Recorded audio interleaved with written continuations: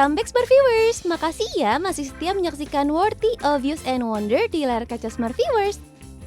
Setelah mengulas informasi gaya kehidupan astronot di luar angkasa di segmen sebelumnya, nah sekarang waktunya Wow jelasin mengenai persyaratan yang harus dimiliki dan dilalui oleh seseorang sebelum menjadi astronot.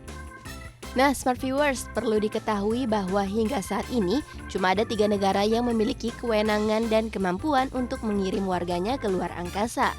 Ketiga negara itu adalah Amerika Serikat, Rusia, dan China. Nah, badan-badan antariksa nasional dari ketiga negara itu memang biasanya hanya merekrut warganya sendiri. Tapi itu bukan berarti kesempatan jadi astronot tertutup bagi yang lain. Kini banyak kerjasama antar pemerintah yang memfasilitasi warga negara lain untuk menjelajah luar angkasa, seperti ketika Malaysia mengirimkan angkasawan. Nah, untuk tahu apa aja persyaratan yang harus dimiliki dan dilalui, berikut ada informasi dari Advice of the Week. Pertama, harus bisa menjaga kesehatan. Hal pertama yang harus diperhatikan untuk menjadi seorang astronot yang handal adalah mampu menjaga kesehatan. Ya, NASA menginginkan seorang astronot pekerja keras, namun tetap menjaga kesehatannya nih Smart Viewers. Pihak NASA mengatakan percuma saja jika menerima seorang calon astronot pekerja keras pintar, tetapi tidak bisa menjaga kesehatan mereka. Oleh karena itu, catatan kesehatan menjadi prioritas utama NASA dalam memilih astronot. Setelah melihat catatan kesehatan, barulah NASA akan melihat catatan kriminal dan lainnya. Jika cocok, maka NASA akan memanggil calon astronot tersebut untuk melakukan wawancara.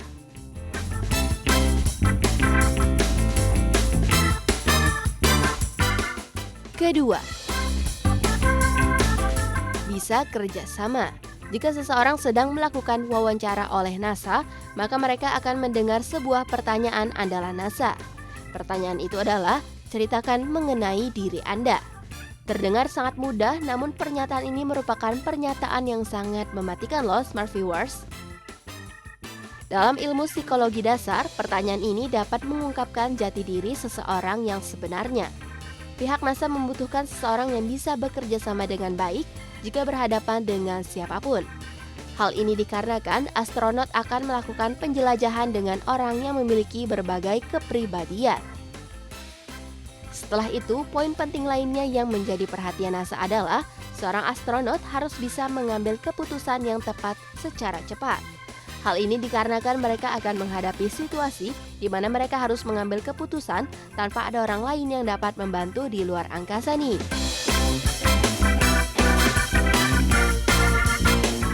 Ketiga,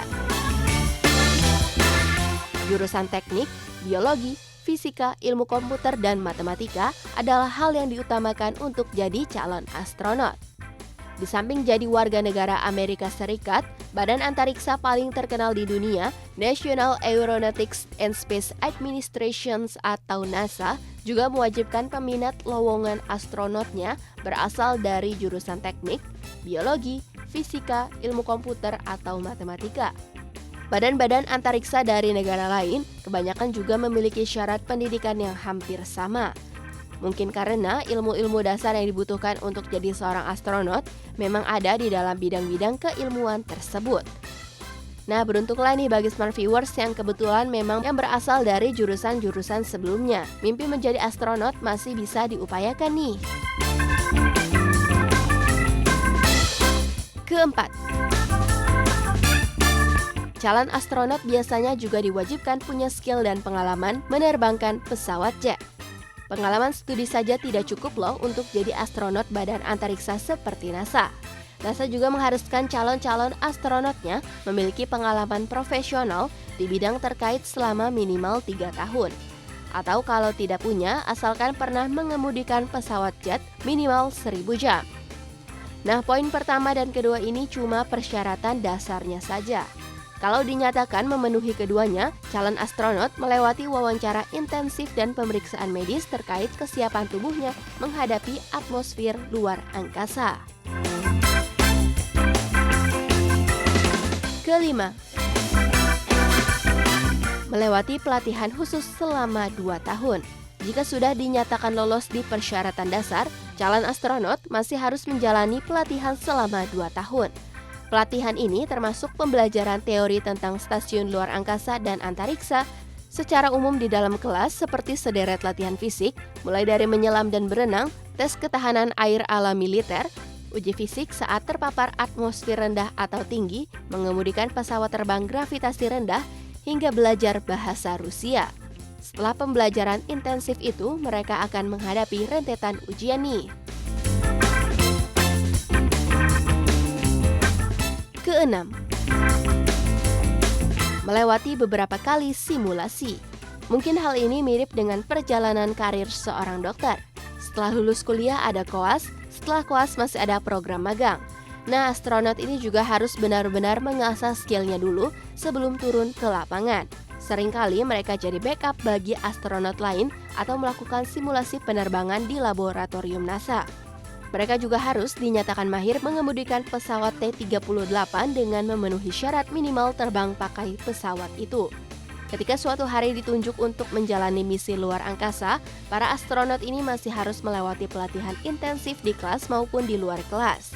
Simulasi demi simulasi mesti dilewati. Tidak jarang pelatihan dilakukan di luar negeri. Mereka bahkan mendapat pembekalan mengenai pola diet di luar angkasa, sistem pembuangan sampah, penggunaan kamera, atau mengoperasikan peralatan di sana. Dan itulah beberapa persyaratan yang harus dilewati dan dimiliki oleh calon astronot. Wah, ternyata sulit juga ya jadi astronot. Nah, kira-kira siapa nih dari Smart Viewers yang tertarik menjadi astronot dan menjelajahi dunia di luar angkasa? Pasti keren banget deh. Nggak kerasa nih 30 menit sudah Wow dan Miss Kepo menemani Smart Viewers dengan serangkaian informasi seputar astronot. Nah, masih ada pertanyaan menarik lainnya yang mau Miss Kepo ajuin nih ke Wow. Jadi jangan lewatin ya Smart Viewers, Miss Kepo mau pamit dulu. Bye-bye Smart Viewers. Malah ditutup duluan sama Miss Kepo. Nah, bagi Smart Viewers yang mau terus kedapatan informasi menarik dan unik lainnya, makanya pantengin terus Worthy of Use and Wonder di jam dan waktu yang sama. Ingat ya Smart Viewers, Wow cuma ada di www.binus.tv. Akhir kata Wow pamit dan sampai jumpa di episode selanjutnya. See you Smart Viewers!